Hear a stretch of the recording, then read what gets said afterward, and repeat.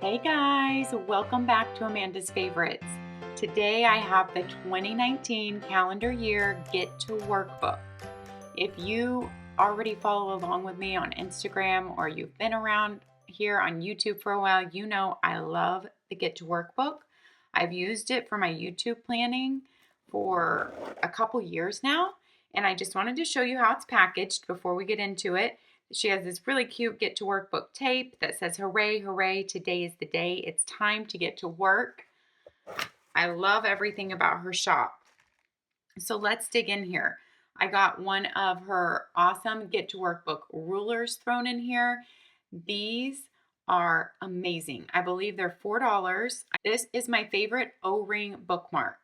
So basically, even if it's not for your Get to Work book, it is my favorite bookmark for any O-ring planner, period. Then you just get some extra little goodies here, a little thank you card from Elise, a little Get to Work book card, and then this is really cool. This shows you all her print slogans for the year. So front and back, Get to Work book, we'll get into that, comes with these awesome motivational printed mantras and sayings and motivation on cardstock in between each month. So you can definitely tear them out and hang them up or frame them, or you can leave them in your book. This is her talking about each one of these and showing you the 12 for 2019. And one of the most exciting things about getting the planner is looking through these, in my opinion. These are awesome. They are developed by Elise at Get to Work book, and then with a art company she works with, they help make her mantras come into these artistic prints. Art prints? I know I'm not calling them the right thing. Now I'm going to cut into this sticker and get it out. So this is a pretty cool sticker. I just don't want to get y'all crazy with the sound of bubble wrap on camera, but it says this is for the goal setters, list makers, go-getters, dreamers, planners, learners, and doers. Let's get to work. She has some of the coolest stickers and tape. So this is your new 2019 Get to Work book. I am going to become familiar with it, do my pen testing, and then I will show you guys the few changes that were made from the 2018 one. There's not a huge amount of changes, and I love that she has such an amazing product that she really does just stick with the formula that people love, that her customers love, and she only makes those changes when really needed to improve something. So we will get into those changes and into the Get to Work book. So let's jump right in here. Get to Work book is a weekly planner with a vertical layout. It comes with two different covers. This is the thicker cover right here, the black cover. There is a chipboard cover, which is a brownish, like a brown paper sack cover, and it's a little bit thicker. This one on the black is very thick, very hard, and gives you a lot of support while writing and a lot of support to hold your book together. She sells many other cool products on her site, so make sure to check those out. Her bookmark is my very favorite O-ring bookmark. I talk about it all the time on Instagram and in different videos. It just comes in and out so easily. It's $4 on her site. It's very thin and flexible, and yet is really sturdy and holds up. And it pops in and out just so quickly and easily, and it doesn't obscure anything on your page. It still has ruler marks there for you going up to 6 inches, and it sticks out of your book just the right amount. You can actually use this in any O-ring planner, and it works perfectly, and I have showed that on my Instagram before. I'm going to show you the first few beginning pages, and then I want to just jump into the layout of the book before we walk through the whole thing so you can see the page layout. You have a title page right there, Get to Work book. You have a kind of another title page, and here's where your name and contact goes right there. Big things happen one day at a time. I love that. Then you have your 2019 at a glance, because this is your calendar year. So you have your months, January through June on the left side, and then July through December on the right side. Of course, you can use your year at a glance in numerous ways. You can do it for your typical birthdays and anniversaries type of thing and noting your vacations or days off school. You can also do it as keeping track of goals, that type of thing, like noting when you want to have certain check-ins or things done by. You can use it for noting big bills or irregular bills. That's what I do with my year at a glance in my weekly planner. Things that only come 1 to 4 times a year, like Amazon Prime, our car insurance, our life insurance, our HOA dues. I put when those are due on here so I can see kind of when we have a big month bill wise. Those are just a couple ideas of ways to use your year at a glance. Then this is a page that you get with every month in your planner. It's a reflect and goal set page. It says last month's wins, still in progress, to let go of. I really like those categories. They work for me and my brain. Then to think on, to work on, to complete. These categories are some of my favorite out of any planners that I've reviewed. Those categories work for my brain. They're simple. What were last month's wins? What is still in progress? What to let go of? Like it was on your list, but it's no longer important. You're no longer working on it. You don't need to pursue that. To think on, that's just a great category for me because you're not sure about taking action on those items yet, or you're not sure what you're going to do, but it still needs to be on your mind. To work on and to complete. I like that because that's giving you 2 different categories. You know what you might be working on that month, but it won't get finished that month. But what do you know you can finish that month? So I'm a big fan of her reflect and goal set page every month. Here is your very first art print for January. Start at the beginning. I love it. I just love how the motivation is put in such a beautiful art print. You can tear this out. This is on really thick cardstock paper, but it is perforated. Right there you can see.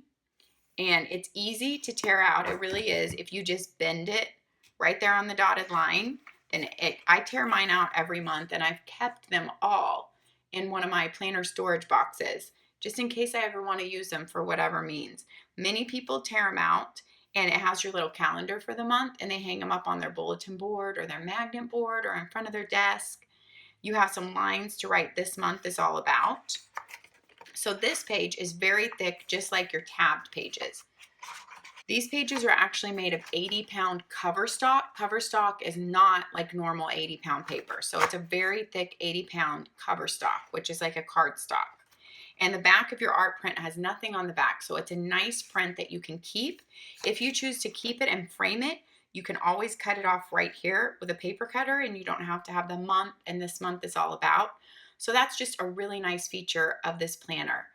Also, if you just want to have your book have a little bit less weight, it's not a heavy book, but if you want a little bit less weight and a little bit less bulk, you can tear all these out at the beginning. And then you're taking out 12 really thick pages to start with to take a little bit of bulk out of your book. So that's an option too. On your tabbed page for every month, it's really thick, like I said, and it's a laminated tab. You're not going to have any problems with that coming off. The front and the back is labeled with the abbreviated month. And then it is a date and project page with a grid, some nice grid graph paper right there for your month. So when you open to your month, you open on the calendar of that month on your monthly spread. And if you follow me, you know I'm a big fan of that. I like my tabs to open on the monthly spreads. Let's go on to the middle of the book here and look over the monthly layout. Monthly layouts are a Sunday start, and your weekly layouts are a Monday start, like typical planners. And we will get into your weekly layout. So your monthly layout is a Sunday start. You have the previous month's days in a gray, and then this month's days are in a black. All your boxes are in a slight gray, and your lines in between are the white coming through. I just really love the simplistic look of it. Nothing is vying for your attention. You can put any colors or stickers in this planner that you want because it's a blank slate, and I love that about it. Or you can not put any color or any stickers and leave it simply black and white.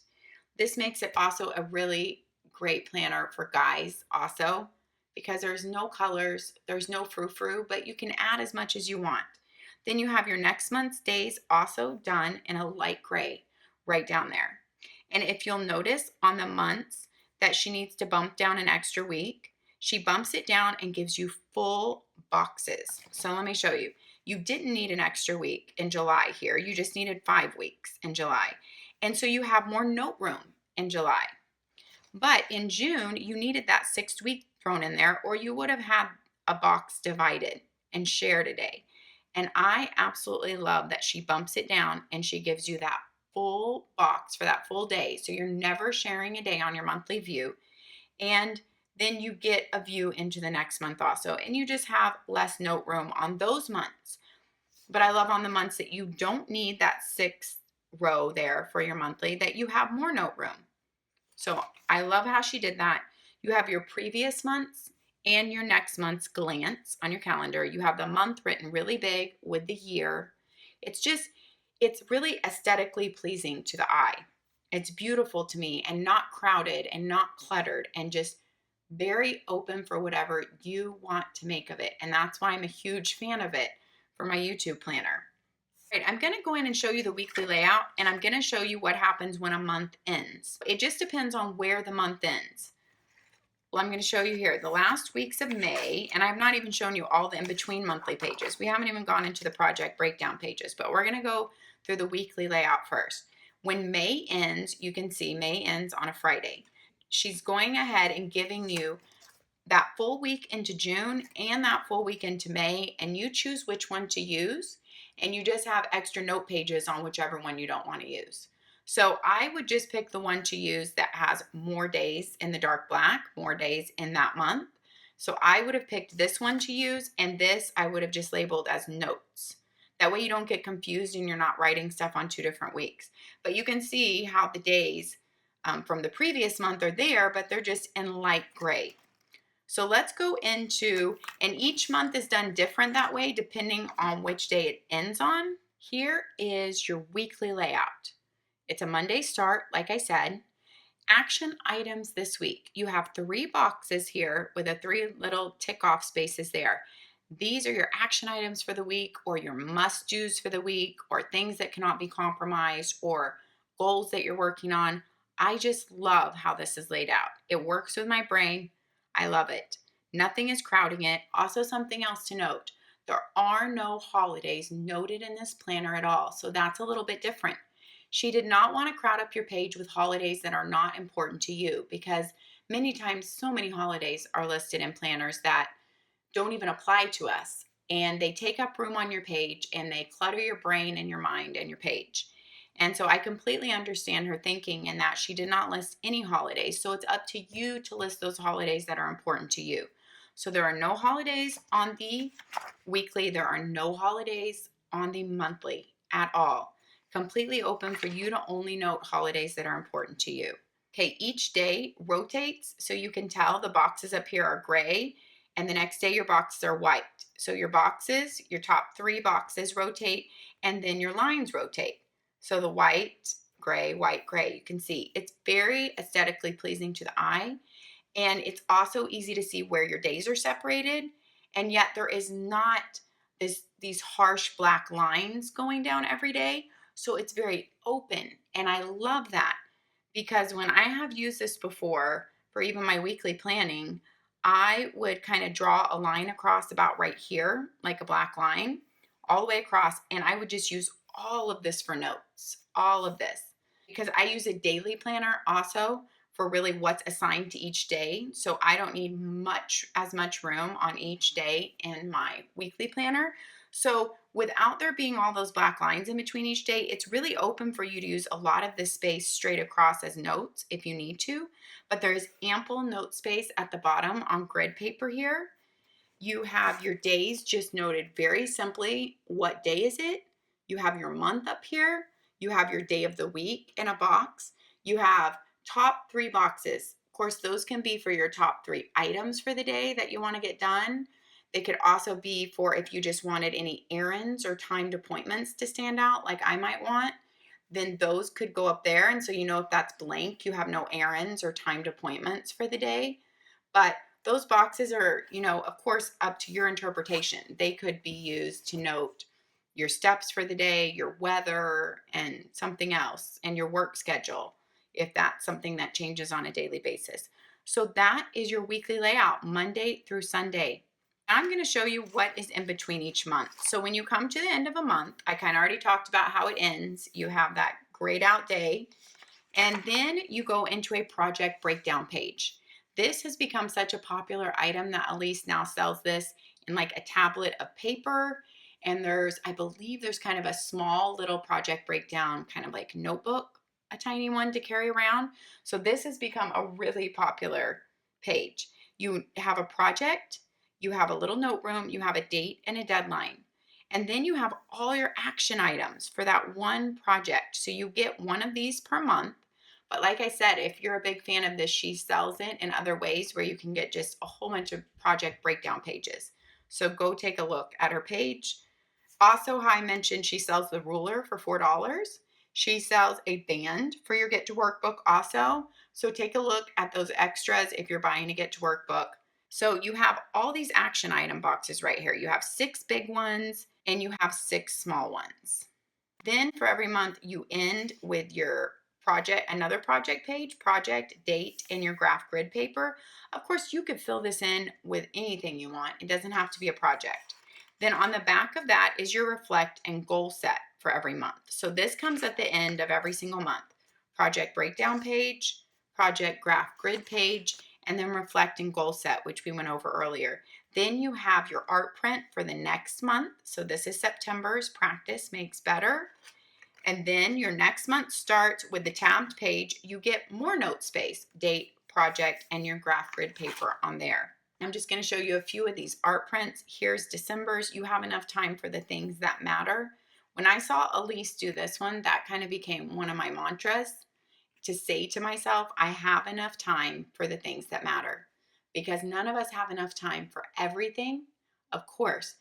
But if we prioritize our life, we all have enough time for the things that matter the most to us in our life. I just love that one. At the very end of your Get to Work book, you do have some notes pages. So December 2019 ends. After your reflect and goal set for 2019, you have some project pages. So it's the graph grid project on the front, and on the back is the project breakdown. 3 of those, so you have a couple more project breakdown pages back here, and then you have just some graph grid pages without the project breakdown on the back. So the graph grid on the front, and then on the right hand side you have a little to-do white box right there with 3 tick items. So this might be one project page that you're working on, a 2-page spread. You could use it that way, or you can use it however you need to use your note pages at the back. But you've got a good amount of note pages back here. Then you have 2020 at a glance for your future planning back here. So needing to look at the next year. You end with her Big Things Happen One Day at a Time and the Get to Work book right there. Let's go over the pen test now and the paper.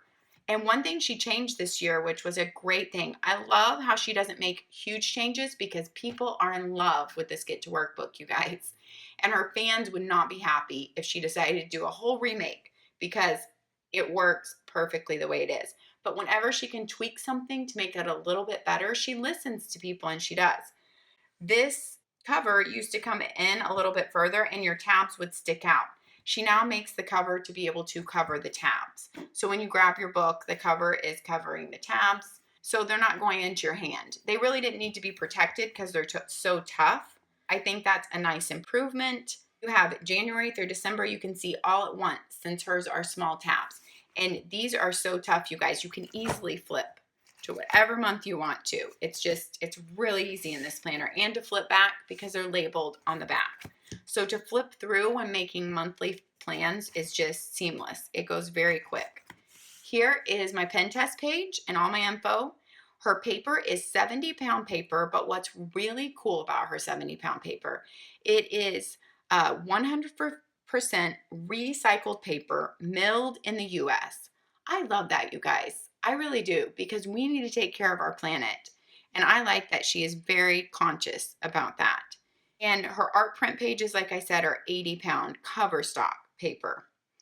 I tested all my normal pens on here, and let me show you. So this is 70-pound recycled paper, all milled in the US. And this book, I know it's made in the US. I think she said it was put together in Oregon, I believe. There is no bleed through at all. There is hardly nothing to be seen there. I absolutely love her paper. It kind of screams to be written all over and make notes on. There's all the pens I used. I used highlighters. Elise uses highlighters in hers all the time. She actually uses a yellow highlighter to mark off when her tasks are done. This book is your typical 7x9 book. It has 246 pages. It weighs 1.87 pounds. It is $55 for the Get to Work book. The bookmark, like I mentioned, is $4. And check out all her other great products.